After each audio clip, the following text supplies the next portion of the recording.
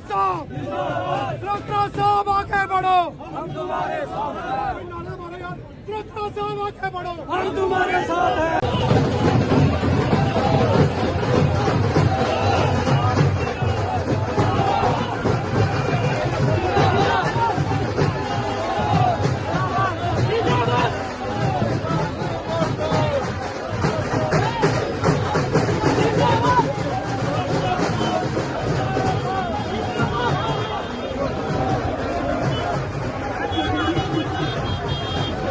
तब्दीली का माहौल है, लोग तब्दीली चाहते हैं क्योंकि पिछले 10 साल में लोग बड़े कुचले गए हैं, दबाए गए हैं, लोगों की परेशानियां बढ़ी हैं, मुश्किलातें बढ़ी हैं और लोग जो समझते हैं कि हमारे बच्चे बेरोज़गार हो गए, बजाय बच्चों के कोई रोज़गार देने के उनको नशे की तरफ धकेला गया है और बच्चे जो हैं वो अपने आप को ठगा ठगा महसूस कर रहे हैं और बच्चों के जो माँ बाप हैं वो भी सोच रहे हैं कि हमने बीजेपी को इतना मैंडेट दिया था, ह्यूज मैंडेट, मगर उसका रिजल्ट ये हुआ कि हमको उन्होंने ठग दिया है। इसलिए मैं आपसे सबसे ये कहना चाहता हूँ कि यहाँ कांग्रेस और नेशनल कांफ्रेंस इकट्ठे इलेक्शन लड़ रहे हैं और यहाँ जीत जो है वो हमारी होगी। और क्या रहेंगे आपके मुद्दे, क्या रहेंगे अगर जीते? सर मुद्दे क्या रहेंगे सर?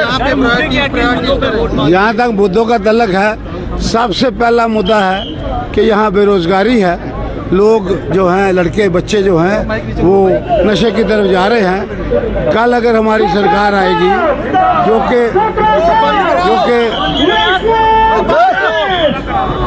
कि यकीनन आएगी, तो वो जो सरकार आएगी वो सबसे पहला ये करेगी कि बच्चों को नशे से रोका जाए और बच्चों को रोज़गार देने के लिए इल्ज़ाम किए जाए।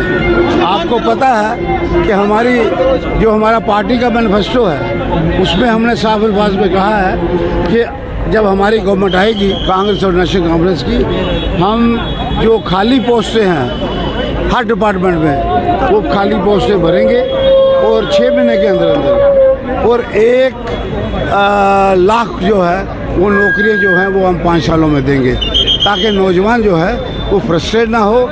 ये नौजवान कल का हिंदुस्तान है, अगर हम नौजवान को फ्रस्ट्रेशन से बचाते हैं तो समझो कल का हिंदुस्तान जो है वो हम रोशन कर रहे हैं। इसके अलावा सबसे बड़ा जो मुद्दा है वो ये है कि भाई हमने जो लोग जो हैं वो महंगाई से बड़े परेशान हैं, महंगाई से बड़े परेशान हैं और महंगाई का यहाँ ताल्लुक है, गैस सिलेंडर का रेट देखिए, पेट्रोल का देखिए, गैस का देखिए और यहाँ तक आप देखेंगे कि नौजवान बच्चे अपना मोबाइल यूज़ करते हैं, मोबाइल के रेट भी उन्होंने चार्ज के रेट बढ़ा दिए हैं और ये जो महंगाई है ये कमर तोड़ महंगाई है और हर आदमी जो है इस महंगाई से परेशान है। और इसके बाद जो मुद्दे हैं उसमें सबसे बड़ा मुद्दा है आपके स्मार्ट मीटर्स, आपके बिजली के किराए, इस पे लोग बड़े परेशान हैं और आज का जो लोग हैं वो चाहते हैं कि हम स्मार्ट मीटर से खलासी हो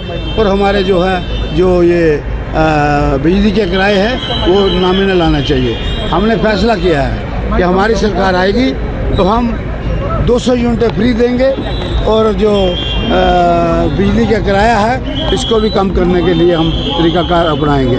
इसके बाद आप देखेंगे कि जो बीजेपी है, बीजेपी ने कोई मुद्दा नहीं है, किसी को नहीं कह सकते कि 10 साल में हमने रोज़गार दिया, किसी को नहीं कह सकते कि 10 साल में हमने महंगाई दूर की, किसी को नहीं कह सकते कि हमने ये जो है अपनी माताओं बहनों का कुछ किया है जहाँ बाकी लोगों का किया है। इन्होंने लोगों की मुश्किलात खड़ी की है। हमने फैसला किया है कि हमारी सरकार आएगी तो हम हर जो हेड ऑफ दी फैमिली होगी वुमन उसको 5,000 रुपये महीना देंगे और जो पेंशन है ओल्ड एज पेंशन, विधवा पेंशन और ये हैंडीकैप पेंशन इन्होंने बंद की है, हम वो 3,000 जो है वो महीना लगाएंगे।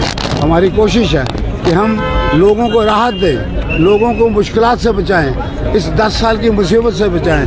मैं आपको बताऊं कि लोगों को ऐसे लग रहा है कि जैसे वो डोगरी में कहते हैं कि नाशे तू लगेगा और तू दे बाद उन अथरू आवादन इस करी लोग समझते हैं कि अगर साड़ा कोई सोच सकता है तो ये नेशनल कांग्रेस की सरकार सोच सकती है। एक गल और मैं लास्ट आखना चाहना कि जी बीजेपी है इसके कोल हिंदू मुस्लिम करने की बजाय नफरत फैलाने की बजाय कुछ नहीं है।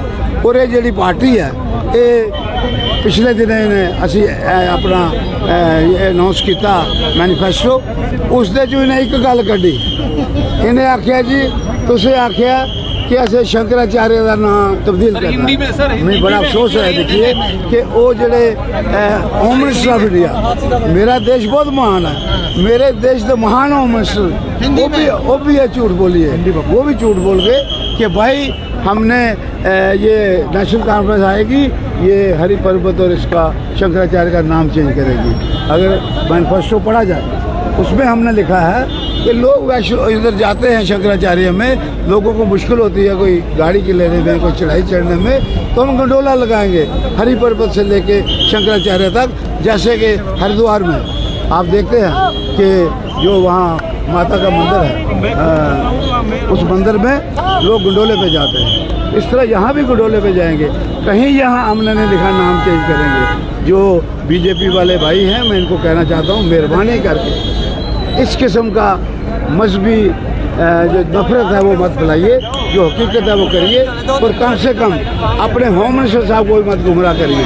आप लोगों को गुमराह तो कर रहे हैं आप होम मिनिस्टर साहब को गुमराह कर रहे हैं वो बात अच्छी नहीं है। इससे जो है इससे लोगों में एक नफरत पैदा होती है लोग जो है आपस में थोड़ा सा कशमकश पैदा हो जाती है। हम चाहते हैं अमन हो शांति हो एकता हो इत्तेफाक हो और यहाँ मिलिटेंसी कंट्रोल हो। इन्होंने कहा नेशनल कॉन्फ्रेंस जो है वो मिलिटेंसी फैलाना चाहती है। मैं इनको पूछता हूँ क्या आपने उमर अब्दुल्ला साहब को हरवाया और वहाँ जितवाया किसको? आपने जितवाया एक जो मिलिटेंट चार्जेस में वहाँ तिहाड़ जेल में है उनको आपने जितवा दिया। आज आपने गांधरबल से ऐसा इंडिपेंडेंट कैंडिडेट खड़ा किया जो खुद भी तिहाड़ जेल में है और उनकी बेगम भी तिहाड़ जेल में है। मैं ये पूछता हूँ बीजेपी को कि आप ला रहे हैं मिलिटेंसी जब हम ला रहे हैं हम तो कुर्बानियाँ देने वाले हैं। हमारी पार्टी के कम से कम हज़ारों कारकुन मारे गए हमारे साथी मिनिस्टर मारे गए हमारे साथी एमएलए मारे गए मगर हमने हर वक्त झंडा तिरंगा झंडा हाथ में रखा।